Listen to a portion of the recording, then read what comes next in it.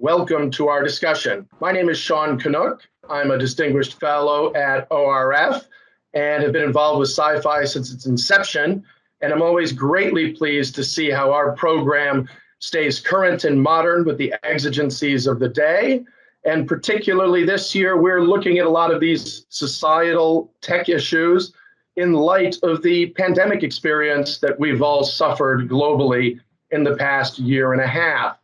So I welcome all of our speakers, and given our short time allotment to discuss such a rich and interesting issue, what I would like to do is start with our first question, but also invite you to put your comments into context by explaining a little bit more about your recent or current activity related to international institutions and the discussion that we're going to be exploring here.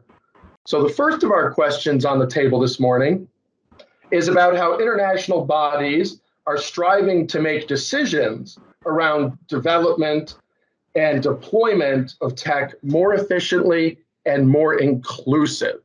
And of course, here we're talking about multi-stakeholderism around the globe, not only including the full panoply of nations, but also, of course, the non-state actors, and even down to the individual level. I'd like to explore that as well if we can, because the new AGRA provides many, many opportunities for those virtual connections.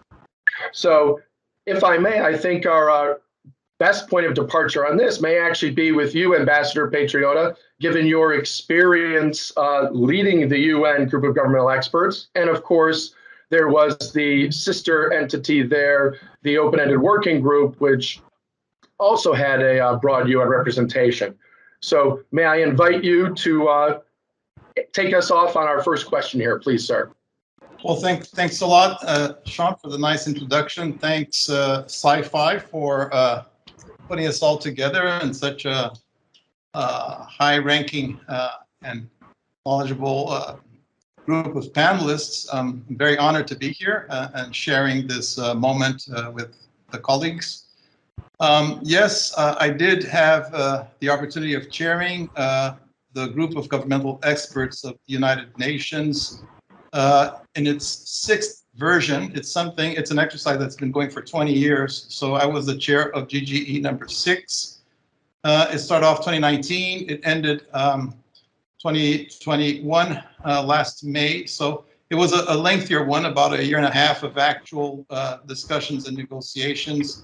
And in fact, actually, we managed to pull it off during pandemic time. So much of the work was carried out virtually in a sign of the times.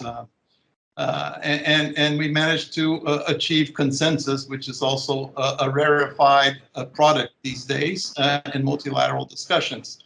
The group is smaller, of course, than the open-ended working group, which was the other parallel process that you referred to. That was inclusive of the full UN membership, so a little bit more challenging there to discuss complex issues that have both a political and technical dimension to them. But in the GGE, I think we did manage to make some good and relevant progress. We're trying to build a framework of responsible state behavior in cyberspace. So it's a platform for countries to take as guidance of what should their best behavior be in this new challenging digital world that we are living through. It's only going to get more and more digital and more connected. So we're actually discussing the prospects for international relations in a new world, in a new virtual world. And I think the UN managed to keep this going under a kind of a more limited format for a while. But as you see with the two processes that all of a sudden came up in 2018, it's no longer a discussion that you can keep among only a few member states. It has to open up. We did that with the open-ended working group. GGE number 6 perhaps will be the last GGE. I don't think now there's the political context would not allow for a GGE number 7 because there's lots of questions. Everybody wants to participate and the stakes now are too high. The questions we discuss are not just for a few countries. So yes, we have to tackle this. the UN needs to also modernize itself to respond to these extremely important and wide-ranging, far-reaching challenges of virtuality. You know, it poses a lot of challenge to the traditional methods of negotiations. There's still a lot of resistance to discuss this in a multi-stakeholder model in typically government-oriented venues like the UN, because especially when you're discussing it from the perspective of states' national security considerations and geopolitical considerations and state-on-state relations. So here, people are still very protective of their turf, and they believe that these discussions shouldn't be the domain, you know, of non-state actors. But it's impossible to keep it as a state-only subject because you know better than I do, and I don't want to extend too much, but you know, the infrastructure for the internet and everything that we do nowadays, it mostly belongs to the private sector and is controlled by non-state groups. So if you don't bring them in, if you don't bring society in, and if you don't bring the people in to discuss this, because they are impacted by anything that goes wrong, also things that go right, you will not have a useful discussion anymore. So we need to update our mechanisms. That will be my message for now. Thank you.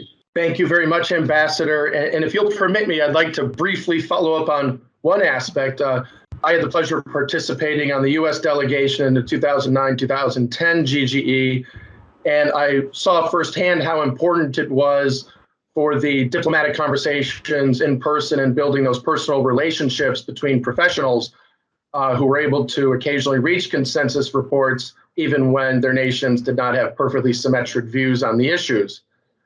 In a virtual environment, any takeaways or brief observations from trying to conduct a sensitive diplomatic convening like GGE virtually? Is this going to be a fruitful path forward if we have to stay virtual for time to come? Well, I think we proved that we can do this virtually. All negotiations were actually carried out virtually, except for the beginning of it, when we got to meet each other. But once we more or less met each other and knew, and were in a kind of a negotiating dynamics, it was quite very, very useful and practical, in fact, to negotiate through these digital platforms. I think that helped, in my view, actually, because we got rid of the niceties, was much more informal, and we could have lengthier sets of meeting than we would have if we had to travel all the time to go to New York or Geneva. So we had twice the amount of time to negotiate than we would have had were it not for the pandemic. And that was extremely important because you can see that the text is quite carefully drafted, and we managed to round off a lot of the sticking points and to extract the maximum agreement possible. So I think it was a very useful experience. It might have been the first relevant text fully negotiated and adopted by virtual means in the UN during the course of the pandemic. I'm not sure about that, but I believe in terms of substance, yes, probably. Thank you. I think, at least to myself and probably some of our audience, that is a little bit counterintuitive, but it's also incredibly reassuring that you found it to be such a successful platform. And of course, you did all reach a substantive consensus conclusion. Thank you. I'd like to bring our same question about the international bodies becoming inclusive and maintaining their efficiency in a multi-stakeholder agra next to Ambassador Mukherjee. I know you have deep and rich experience in diplomatic activities, and I would welcome and invite you to share a little bit of your background and experience for our audience, and then address where you think the agra is going here, given recent events and recent technologies. Thank you, sir. Thank you, Sean. And I would like to thank CyFy organizers for inviting me to this discussion and with such a distinguished panel, group of panelists. In response to what you asked me, when in 2021 we are looking at the question of international organizations and how they are responding to the challenges that are facing the global community today, I step back a little and remember a person called Ira Magaziner, who was from the White House and came to Geneva to talk to 19 of us from different countries. about something called the Internet and Information Technology Agreement. So I go back in time to that part.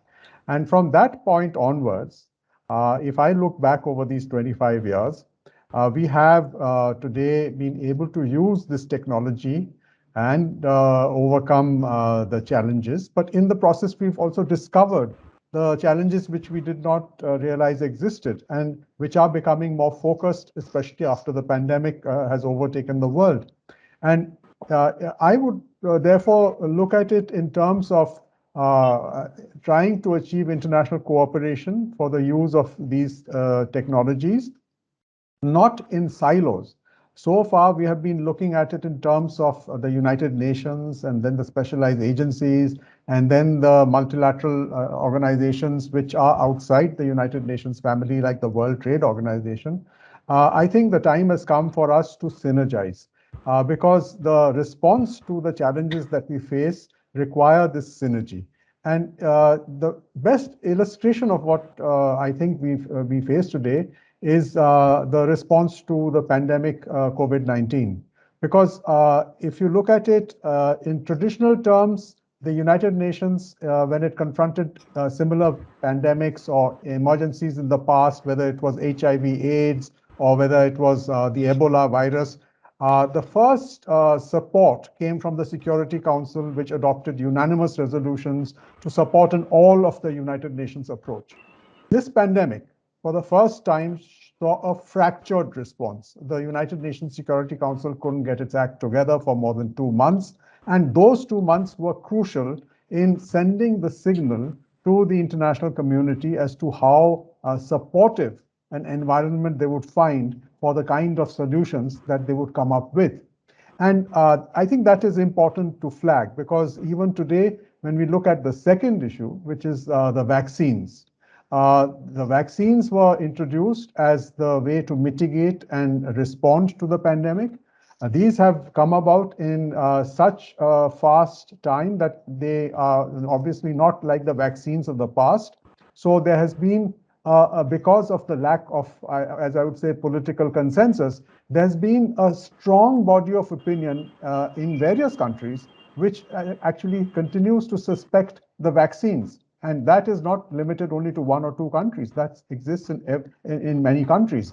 But from the perspective that I see it, and because I'm from a developing country, the pandemic has actually exacerbated and illustrated what I call the vaccine divide. And the vaccine divide is today a reality which, for example, the continent of Africa has only 2% of its population vaccinated, and that is the UN Secretary General's statement. So I think that this is the challenge, and international organizations and institutions which are responsible now need to synergize, and that's where I think the World Trade Organization, the World Health Organization, these are 2 specialized bodies, have to come together and meet and find a way to respond to what I call the vaccine divide. And we know how difficult it is politically to overcome the set piece pre-pandemic positions and ways of working. Ambassador Patriota mentioned about the virtual negotiations that took place in the GIGE. Now, for example, when we look at the request for a waiver from the intellectual property rights of the WTO, we do not see a similar response. We have to wait for in-person meetings and we are waiting for outcomes and we are still waiting. And in the meantime, more than 4.7 million people have died. So I think that this illustrates the biggest challenge before us. And that's the answer to what you asked me, that unless we are able to synergize and come together, we are not going to see international organizations appear to be relevant to the global issues of the 21st century. Thank you. Thank you, Ambassador. Obviously, your deep experience on issues related to the WTO and WHO inform your comments, and we greatly appreciate them. I note your reference to the vaccine divide and appropriately pointing out Africa's latency and having access to it. And we've, of course, all heard the term digital divide in the past that has challenged many developing nations in economic areas for participation and full realization of their potential. if I may, can I draw you to that particular where we seem to, I think, have a bit of consensus on the interest in virtual platforms for multi-stakeholder international meetings and solutions to these things.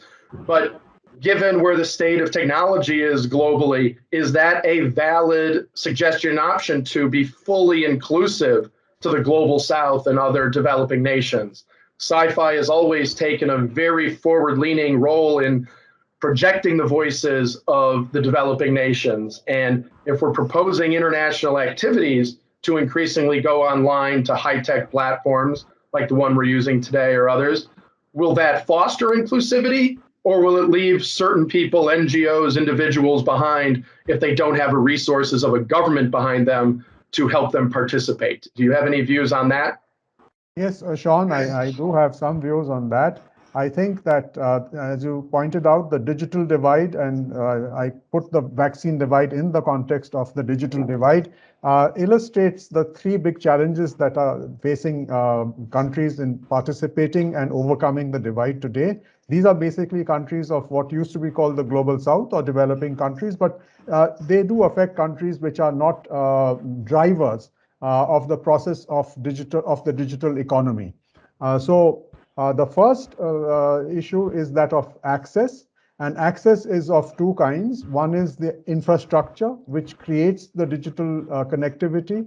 There is a lack of adequate infrastructure. I think a lot of people are very happy with the status quo, in which there's a dependency on the submarine fiber optic cables which carry the data. We are not looking at the alternative, which is, as we speak, growing, which is the use of overland cables through the Belt and Road Initiative of China, which will become the other option for many countries, especially countries which don't have a littoral along the maritime domain. So this is an infrastructure-related issue, which will eventually lead into access issues, because access is also determined by cost, and a lot of people do face problems of accessing the infrastructure because they cannot afford it. So that's one set of issues of infrastructure.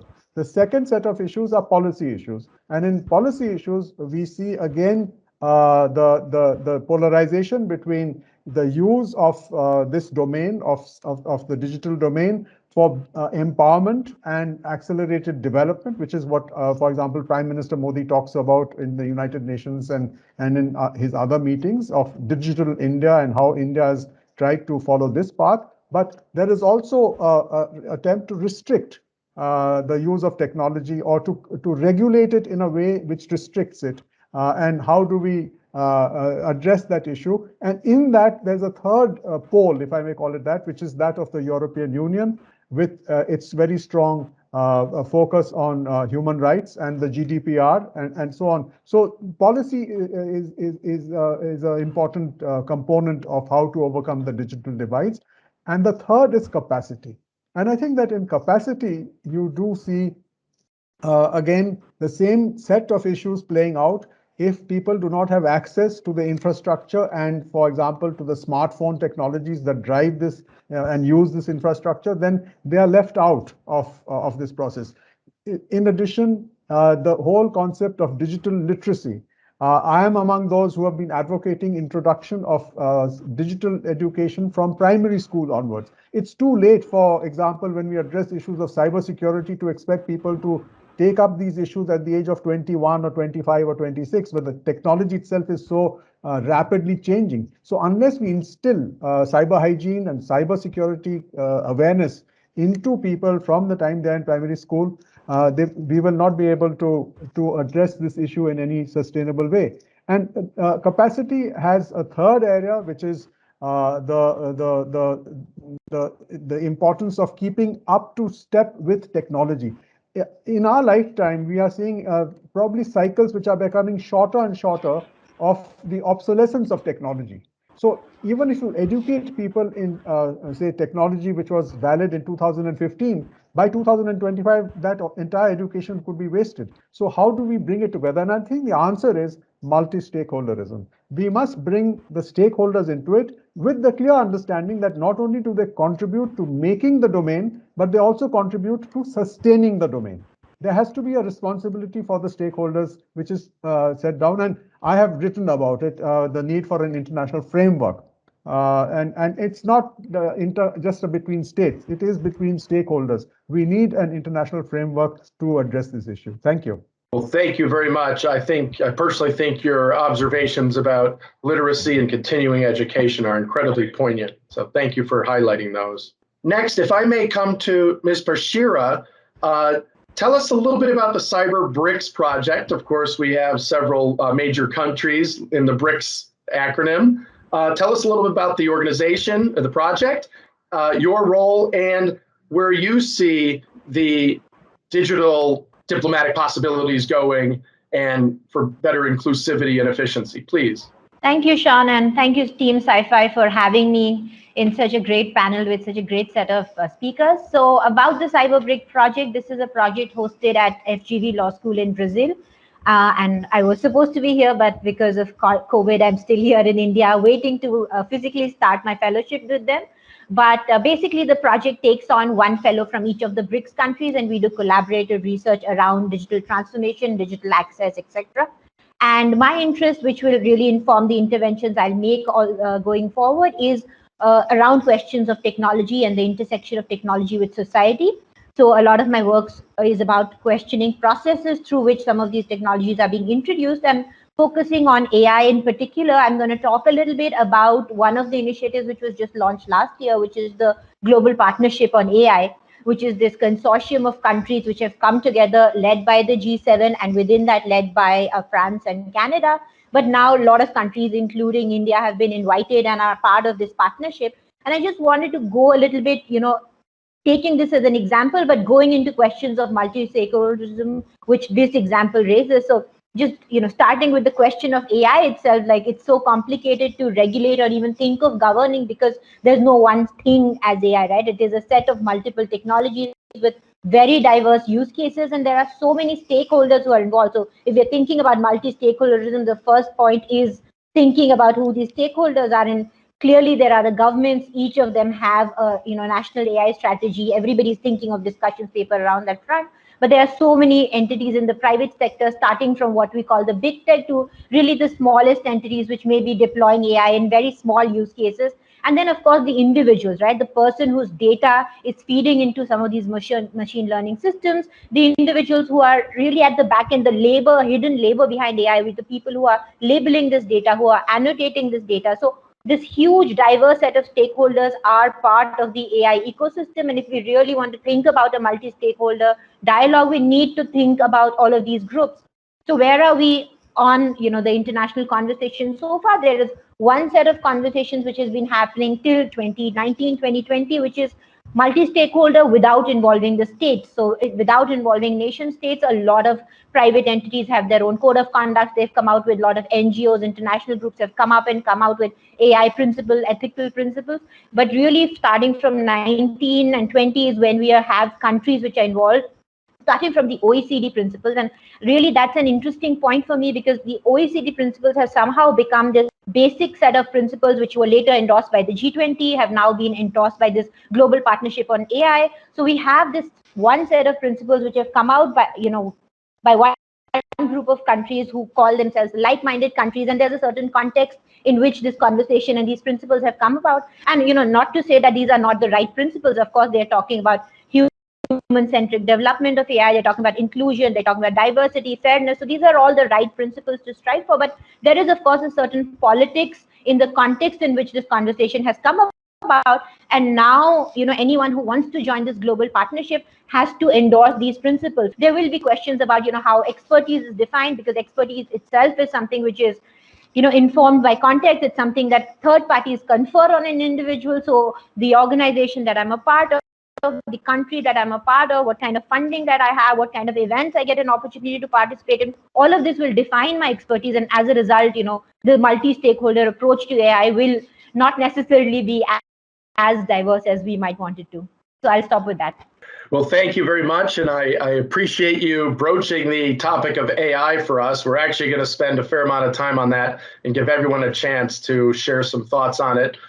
But if I may pose one question to you, as you've alluded, the AI algorithms and technologies have a lot of important components, whether it's the coding of the algorithm itself or the data it's trained on or how it's deployed and maintained that affect its outputs. And I know certainly in the United States, if you look at the accuracy of facial matching algorithms, they have different degrees of accuracy because of the different data they've been provided on different racial and ethnic groups. We also know that a lot of the major companies producing AI algorithms outsource a lot of their coding to individuals in other countries, or they have their development teams in tech-capable but lower income countries. So do you have any thoughts or perspectives on the areas of AI development currently where the developing nations are, let's just say, well represented, or other aspects of the AI development process where they are not well enough represented? Any thoughts on that? Yeah, sure. I'm glad you brought about this question around, facial recognition and the study that you refer to, Gender Shades work by Bolwani and Gabru. So that's the kind of work, which we have recently tried to do in the Indian context, trying to replicate that methodology, auditing some of the, international and globally available facial recognition tools and seeing how they perform on Indian faces. And of course, we find similar results where, there's a problem with the classification of women, there's a problem with the classification of older people. But really why I bring up this example is the fact that a lot of conversations around what is the meaning of bias, what is the meaning of fairness. So firstly, these principles, as well as the interpretation of this principle, has been determined in a very Western context. So a lot of focus on gender and a lot of focus on race. But if we try to do similar studies in a developing country context, certainly in the Indian context, we have different issues which are determinants of discrimination. So issues of caste, issues of a person's tribe, issues of regional diversity. And unfortunately, so far, we are not seeing a lot of debate and a lot of conversation happening around empirical research. So there is a lot of interesting qualitative work that has happened. Some quantitative work like the one, I've done with Gaurav Jain is happening. But it's something which is a gap. So in terms of, the consequences of AI, because AI is characterized by its uncertainty, right? So both in terms of its harms as well as its benefit, the uncertainty is big and we don't really know the outcomes yet. So in that, this gap of, how does it affect different demographic groups? How are different countries affected? And those implications, I think there's not enough conversation happening in the developing world. And we are kind of in a way being colored by the perspectives and interesting perspectives, but still being colored by perspectives being set out elsewhere. Thank you very much for those insights. May I turn to Ms. Osula? You've been incredibly patient listening to your colleagues, and we're excited to hear your thoughts on these. And please do share with us from both your academic perspective and your private sector business perspective with Guardtime. And again, share a little bit about your role with each, and then tell us your thoughts. Thank you, ma'am. Thank you so much. Thank you also for the CyFy team for inviting me back here again. Happy to be not in India physically, but still in the same mentality. And I was glad that Bollywood was already mentioned in the unofficial remarks we had before with the other panelists. So it would be great to be back there physically as well. Thank you, Sean, for the kind introduction. And a lot has already been said by my distinguished panel members, especially by the ambassadors who have been really closely involved in these diplomatic discussions revolving around state behavior in cyberspace. I have been observing these processes mostly on the UN level from, as Sean was alluding to, from the perspective of academia and private sector.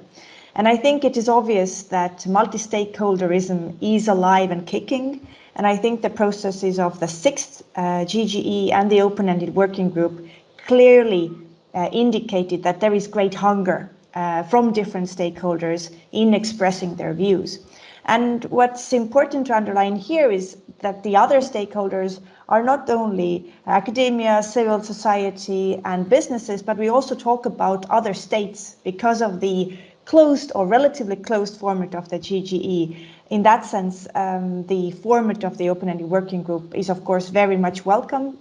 It, of course, then also brings about a number of challenges that come along with such a great number of participants. But we can also see from the setup of the 6th GGE, that also there, actually, the process started to be more inclusive.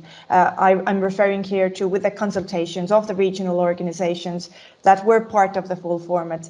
And throughout the process, it was underlined that all views are welcome. So I believe that this multi-stakeholderism that has been mentioned in the previous remarks will continue to be a priority. We see this also clearly being stated by regional organizations such as European Union. When we read their latest cybersecurity strategy, EU is saying out loud that it will aim to reinforce, and I quote, regular and structured exchanges with different stakeholders, naming here again private sector, academia and civil society.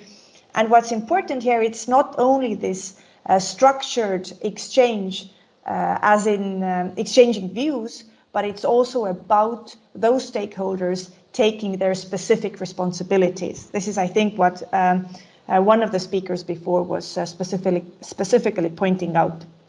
So it's not only exchanging your views and goals, but also talking about responsibilities. And I think we all agree that the question of accountability, responsibilities is one of the key issues in moving forward. Now, my second point would be that, all right, we have multi-stakeholderism. We have a number of stakeholders, more and more stakeholders popping up with great ideas. We have a number of different venues where different things are being discussed. Many examples from the private sector, Microsoft being in the lead of many of them. Should we then be worried about fragmentism? Should we be worried that we have so many different viewpoints, and how can we then find a consensus? Here, I really like to think back to a quote one of the diplomats was saying in one of the conferences, saying that diplomacy is the art of listening. It's not only about pointing out of what you say, but the art of listening. And in that sense, I think it's important to listen what different stakeholders want to put on the table, especially given the fact that these are the stakeholders that have the specific expertise that may be really relevant for specific points. So I would not be afraid of this fragmentation. I think fragmentation is healthy. I think we shouldn't be worried about it. I think the opposite, we should take advantage, or we should use the benefits we get from getting specialized and professional insights in specific topics, and find formats to include these different viewpoints in international discussions. So thank you. In short, that was it from my side. Thank you. If I may, very quickly, before we go to our second question, you mentioned, Microsoft and other very large multinational companies. Do you think there's a role for smaller companies to be effective in this space? Is the multi-stakeholderism going to permit smaller companies to participate in a vocal way? Thank you for the question, and it's a very good one, because of course the smaller companies do not have as much resources available, may not participating in these discussions may not be a priority for them business-wise, but I would say that definitely they have the possibility to voice their concerns and to actively take part in these discussions. There are plenty of platforms. Guardtime itself is small and medium company, so there is not an issue about whether we could say our voice, whether we could raise our voice or share our opinions. It's rather the choice of those businesses whether this is the exact topic where you want to invest your time in. Understand. Thank you. We've got about 10 minutes left, and I'm going to take Ms. Osula's encouragement of practicing our listening, and on behalf of our audience, what I'd like to do is give each of our speakers, about 2 minutes to share thoughts on a specific question and/or final thoughts on the discussion we've been having collectively. I know some of you focus on AI and digital technologies, and others that may not be your particular focus. So if you have a recommendation of the following question, please share it. And if not, please share your closing thoughts. But the question on the table will be, what are the gaps in existing digital and AI literacy platforms, or what novel approaches could be embraced for different stakeholders to increase that inclusivity? So maybe I'm going to go back and start with Ms. Bashira. We know you are knowledgeable on AI.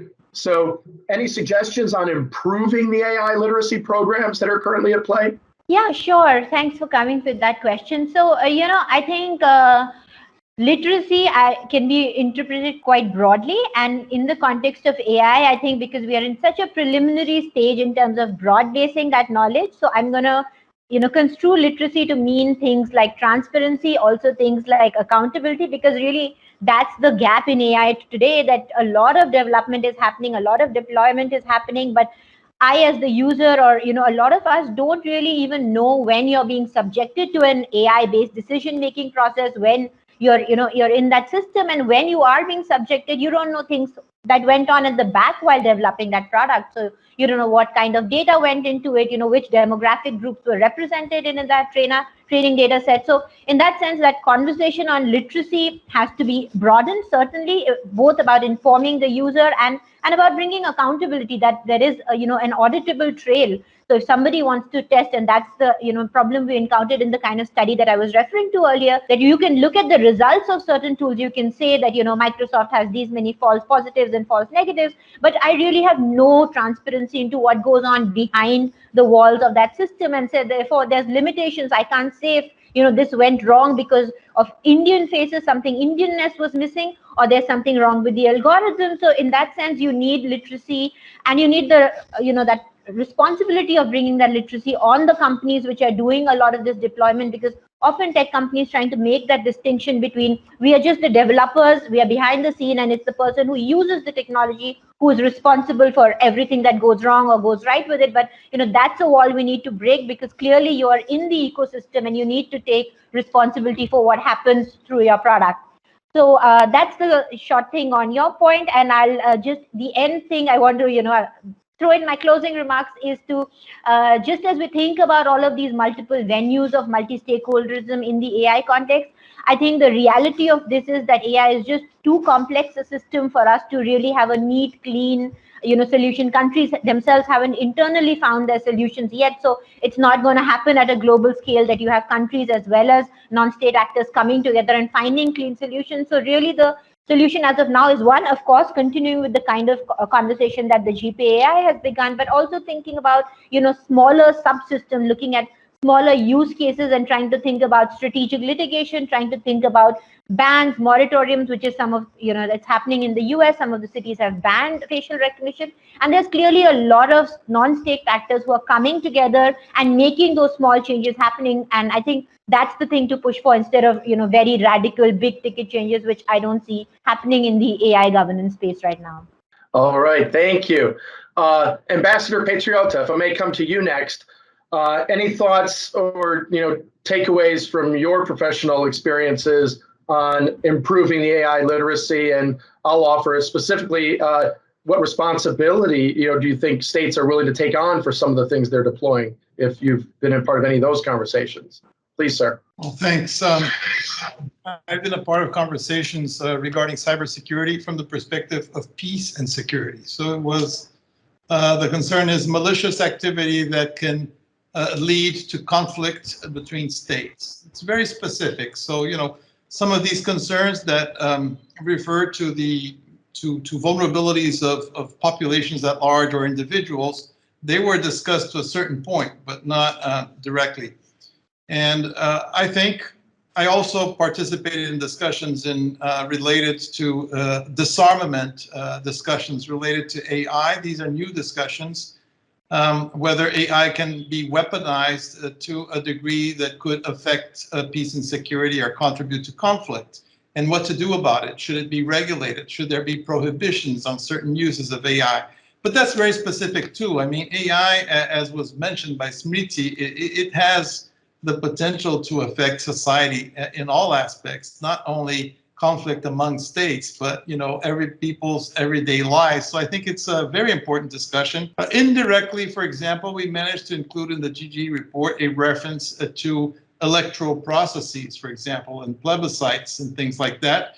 This should be, there's a notion that this should be protected, and that attacking these systems of democratic representation of people within countries would amount to an attack to the country. So it's serious enough and impactful enough that it merits a consideration and a reference in the discussions on peace and security as well. And, it's something that AI can contribute because AI is one of the tools that you have to affect or impact to the outcome of an electoral process within a certain state. And these things today, for many people, perhaps they will not be perceived as such. They will not notice the impact of these things. And I think it was very important that Sriti referenced the issue of transparency of these systems and the responsibility of those companies. And here the private sector, I think, should also be accountable together with states, their responsibilities behind all these new tools that are being produced and traded and even sold to states and to different bodies. Thank you, sir. Ms. Osula, thoughts on this question or your closing comment? I would want to underline still the centrality of states and the central role of states. For example, when we talk about the interpretation of international law, this is a topic really remaining for the states, and in that sense, we encourage the states to be more open about their interpretation of international law, because without states sharing their views, these discussions cannot really go much further. But also we need to take into account that states take longer to develop their official views, and that's part of the game. The second comment, I wanted to just reflect on Ambassador Patriota's comment on the transparency related to artificial intelligence. Completely agreed. The responsibility of the private sector, absolutely agree. In that sense, it's worth taking note of the developments in the European Union that has recently passed several important documents regarding artificial intelligence, including regulation also which explains such principles such as explainability, that the technology needs to be able to be explained to its users so that it is understood. And of course, it is a challenge because we know how complex technology is, but this needs to be still part of the objectives. Thanks. Thank you very much. Ambassador Mukherjee, we've saved the last word for you. Please bring us home. Thank you, Sean. And I must thank Smriti and, of course, Guillermo and Ana Maria, because, listening to them, and I've been listening to them, I think of two things. One, that this domain and this technology is also a ground-up technology. This is very, very important in diverse societies, pluralistic societies. When we talk of artificial intelligence and the use of artificial intelligence, we have to look at it from the ground up and not try and put it from the top down. I mean, that's important as an approach.